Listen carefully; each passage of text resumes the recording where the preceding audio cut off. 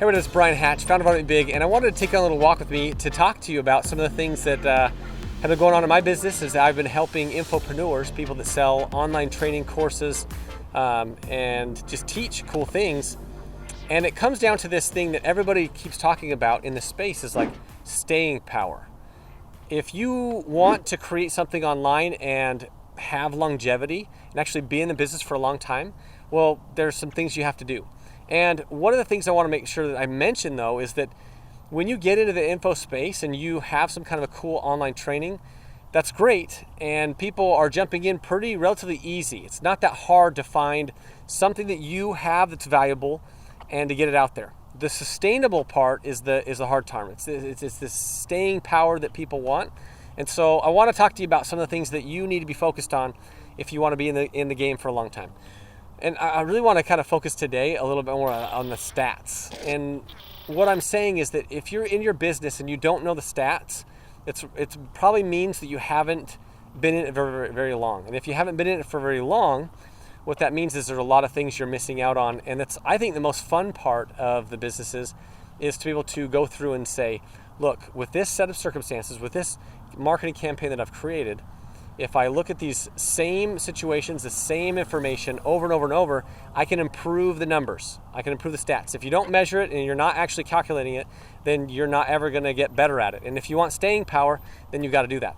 So as you know, when you're doing a marketing campaign, you need to have an online funnel and you're going to be collecting email addresses typically. And so when you're doing that, when you're collecting email addresses, then you are going to have to be looking at your opens, your clicks. That's a given. And your opens, if they're about 20% on an average, that's about a baseline. It's a little bit less than that now over industry standard. Clicks, you want to be in that 1, 3, 5. If you can get an 8% click, you're phenomenal. But if someone just opted in, that should be a little bit better. But those are some of the stats you should be looking at. So make sure you know your opens, your click stats, because that tells you if people are engaged in what you're offering them or if they're not. Now, the next stat that I really love that I want to really drive home here is your dollar per lead. Now, there's a cost per lead, there's a profit per lead. Those are all kind of the three in this realm. But your dollar per lead is what it is. So if you're driving leads to a webinar, you're driving leads to a call, you want to know how much it costs to get that person to do what you ask them to do. And that lead, getting their name and their email, you need to know that stat. You need to know it very, very well. And it's not the same for everybody, so you might have a different stat than somebody else, that's okay. But you want to know what it is and you want to keep improving it. A dollar per lead is how many dollars it takes to get a lead, okay? Now, after that fact, you want to know what it costs to get that, that's the dollars right there, but you want to know your profit per lead, okay? If you know what it costs, if it costs you $7 to get an email address, which that's a little high, but if it costs you $3 to get an email address, that's a little more in line with typical.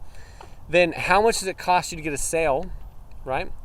And if your sale is $1,000, if it's $500, if it's $250, whatever it is, you want to know how much money you make per lead you generate. Okay, so if you've generated in 30 days $25,000 and you generated 200 leads that created that $25,000, then you can back that out and know your dollar per lead. If that makes any sense.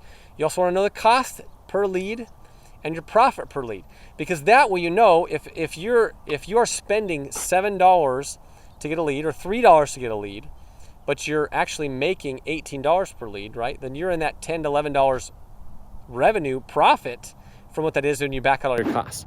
So the stats that you need to be looking at as you are selling online courses and training, remember, the baseline factors is you need to be generating an email list. You need to be able to have opt-ins, which is a name and an email address. There's multiple ways to do that. But when you get opt-ins, you need to email them. You need to send them communication. And one of the best ways to track that is clicks and open rate. Open rate is something that you should be paying attention to. Far too many clients that I've worked with don't really pay attention to that very much. And that a 5% shift in opens and a 2% shift in clicks could really mean a difference for your longevity of your business. So think about this. If you have, right now industry standard is like 17% open rate, which is a bummer. It's just going down. But the click rate, if you can get to 3, 5, or 7% click rate, you're doing pretty good. 8% click rate, you're doing awesome. So those are some of the baseline stats you need to be getting involved in with your email stats. Now, beyond that, the stats that you have to be looking at, so those are the baseline, right? The ones you look upstream from there is your cost per lead, or cost to get a name and an email address, right? So whatever avenue you're using, whether you're using affiliates, you're using paid advertising, you want to look at the cost per lead on those. Okay, that's a critical piece. And as you know the cost that it costs you per lead, so if you're getting 100 leads a week and it's costing you $3.50 to get that lead, then you recognize, okay, that's my cost. And that's everything. That's like your marketing expenses. That's not just your advertising. So throw in your advertising expenses plus anybody that's running or doing this stuff for your hours. Like put in a little bit of pad there so you understand the cost it takes to get that lead. Okay. And then you want to look at dollar or cost per sale. Okay. So how much does it take you to actually get someone to buy? If you look at this, the dollar per lead is what I like to look at. And I learned this from one of the business owners I worked with for a long time. And the dollar per lead is something that every lead that comes to the business, how much money do they make you? Okay. And there's the gross and then there's just the profit, right? So the gross revenue that they generate is a critical number that you should be paying attention to. So if you get 100 leads a week, right? On average, how many dollars do you make per lead you get? Obviously, not every one of those leads actually turns into a customer. I know that, and so should you. But at the same token, you have to realize that the dollar amount that it takes, right? How much revenue you generate for that lead is a great number you can consistently look at, because if you stop generating leads, then sure, your costs are going to be different alignment, right? But if you look at that consistently and say, okay, look, if every time I get a lead, I on average make $22, okay, that's one thing. Then what you do is you look at your cost per lead included, not just the lead cost to get it in there, but if you have any marketing team or expenses that look at that, right? Add that into that budget of how much it costs you to get that lead. Subtract the cost from the revenue generated, and then that is your actual profit per lead. Those are numbers that you need to be looking at as a business that is online trading and teaching people. If you know those stats and you can improve them, that is where the longevity actually comes from. So I hope that you will take these very, very small and simple stats, track them, be unbelievably focused on these stats, and if you will, then you can improve them. Then you can make them better, and you can make your costs. Maybe you can reduce your costs, and then maybe your profit. You can add other revenue streams or other ways to do upsells, or add an average cart value. Kick that up a little bit. Sometimes people they think about the stats as being like, oh, that's so boring. I think that's the most exciting part about being in business, is be able to say, I have a clear-cut process, right? It's a marketing campaign that I generate leads through my webinar or whatever it is that I'm generating leads through with my PDF or my downloads or my free mini-series training. And then from there, I have enough leads that are actually interested in what I do. Great, now I need to be able to sell them into something, right? And there are launches and strategies to be able to launch products, but that's not what I'm talking about. I'm talking about a consistent revenue generating model and campaign that when you sit back, you just say, wow, turn that dial up, and sweet, now those stats are rocking a little bit better, and wow, we got a whole lot better customer lifetime value. Because here's the thing, if all you're doing is transactional sales, if all you're doing is in your marketing campaign is to get a sale, like your cool course that you made, great, but that doesn't mean that you're going to be able to do that all the time. I go back to what we talked about at the beginning, is if you launch a product and you make a good amount of money doing that, that's great, but how often can you launch without burning out your list and burning out the people that are watching you? That's a tough one to do. Now, having a couple launches a year, great idea, and I recommend you doing that.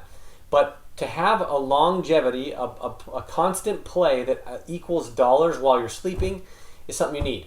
So generate those leads, focus on the stats of what it costs you to make those leads, how quick you can actually get them to open, consume, do the thing that you asked them to do. Then you go ahead and follow through with your sale. And so you know all those cool stats that if you just turn the dials up on, like, wow, one of the clients I'm working with right now literally is saying, sweet, we're making X number of dollars and it's only costing us this much. That's great return. Now let's double it. Now let's triple it. And when you have a consistent model, that's all you got to do is put a little bit more fuel on the fire, and then it gets bigger, which is great. So that's what I hope for you and your business. I want you to actually get the stats right and work on the right things. If you ever want to talk about what's going on in your business and how this process is actually working for your online sale, online course, or online training, then go ahead and check out the link here on the page where you can actually schedule a call with me. I'd love to be able to chat with you, talk to you a little more about what's going on in your business. Here to help. I love the community, and I love helping infopreneurs make a huge difference in their business. And this is just one small way to automate big.